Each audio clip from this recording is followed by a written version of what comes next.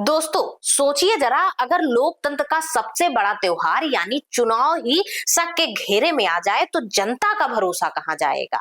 आज पूरा देश एक बहस में उलझा है। राहुल गांधी बनाम चुनाव आयोग। एक तरफ राहुल गांधी बार बार कह रहे हैं कि वोट चोरी हुई है, आंकड़े बदले गए हैं, और दूसरी तरफ मुख्य चुनाव आयुक्त ज्ञानेश कुमार साफ कह रहे हैं कि राहुल गांधी जनता को गुमराह कर रहे हैं। यही से शुरू हुई महाभियोग की चर्चा। लेकिन असली सवाल है, महाभियोग होता क्या है? क्या चुनाव आयोग पर महाभियोग सच में लाया जा सकता है? और क्या वाकई राहुल गांधी का आरोप इतना गंभीर है कि संसद को हिला कर रख दे? नमस्कार, मैं हेमा श्रीवास्तव, आप देख रहे हैं यूनाइटेड भारत। आइए समझते हैं पूरे विस्तार से। महाभियोग, इसे समझना आसान है। ये लोकतंत्र का सबसे बड़ा अनुशासनात्मक हथियार है। यानी अगर कोई बड़ा संवैधानिक पद जैसे राष्ट्रपति, सुप्रीम कोर्ट या हाई कोर्ट का जज या फिर चुनाव आयुक्त अपने पद का दुरुपयोग करे, भ्रष्टाचार करे या संविधान के खिलाफ काम करे, तो उसे हटाने का तरीका है महाभियोग। भारत में राष्ट्रपति और चुनाव आयुक्त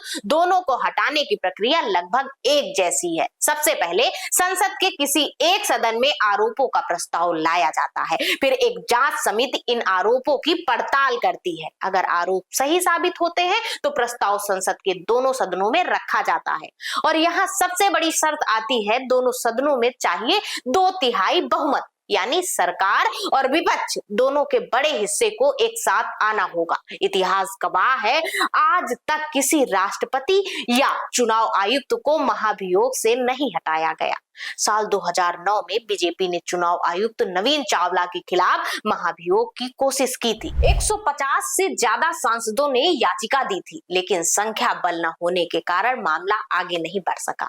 अब आते हैं मौजूदा हालात पर। राहुल गांधी ने आरोप लगाया कि चुनाव आयोग ने जानबूझकर वोटों के आंकड़े बदल दिए, जिससे जनता का जनादेश प्रभावित हुआ। उन्होंने इसे वोट चोरी तक कह दिया और साफ कहा, पिक्चर अभी बाकी है। मुख्य चुनाव आयुक्त ज्ञानेश कुमार ने राहुल गांधी के इन आरोपों को सिरे से खारिज किया। उन्होंने कहा, राहुल गांधी ने आयोग के आधिकारिक आंकड़ों को तोड़ मरोड़ कर पेश किया और जनता को गुमराह किया। आयोग ने तो यहाँ तक कह दिया कि या तो राहुल गांधी अपने आरोपों का हलफनामा दे या फिर पूरे देश से माफी मांगे। हलफनामा देना होगा या देश से माफी मांगनी होगी, तीसरा विकल्प नहीं है।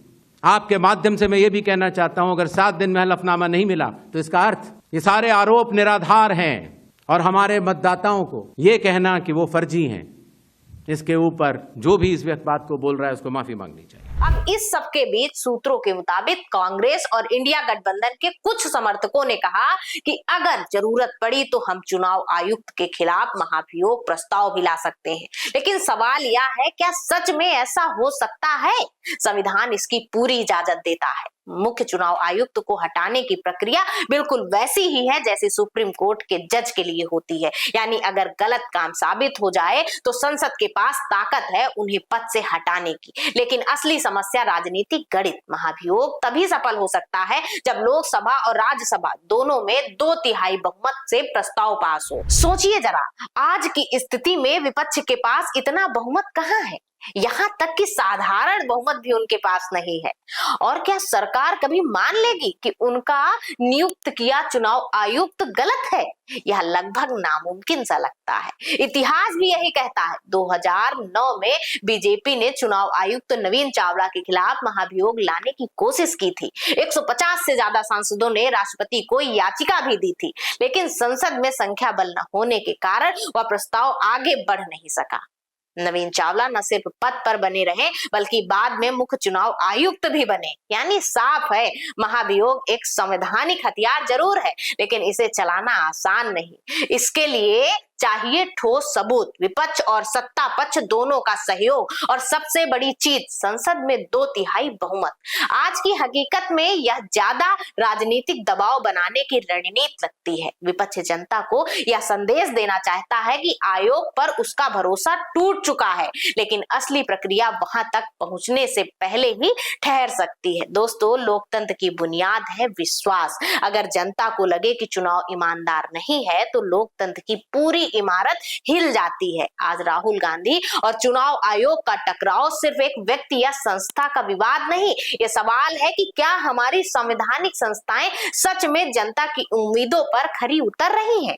महाभियोग हो या ना हो, लेकिन यह बहस हमें सोचने पर मजबूर जरूर कर रही है। आप बताइए, आपको क्या लगता है कि वाकई चुनाव आयुक्त पर महाभियोग लाना संभव है या यह सिर्फ राजनीति का एक और मोर्चा है? कमेंट में अपनी राय जरूर दीजिए, क्योंकि लोकतंत्र की असली ताकत आपकी आवाज है।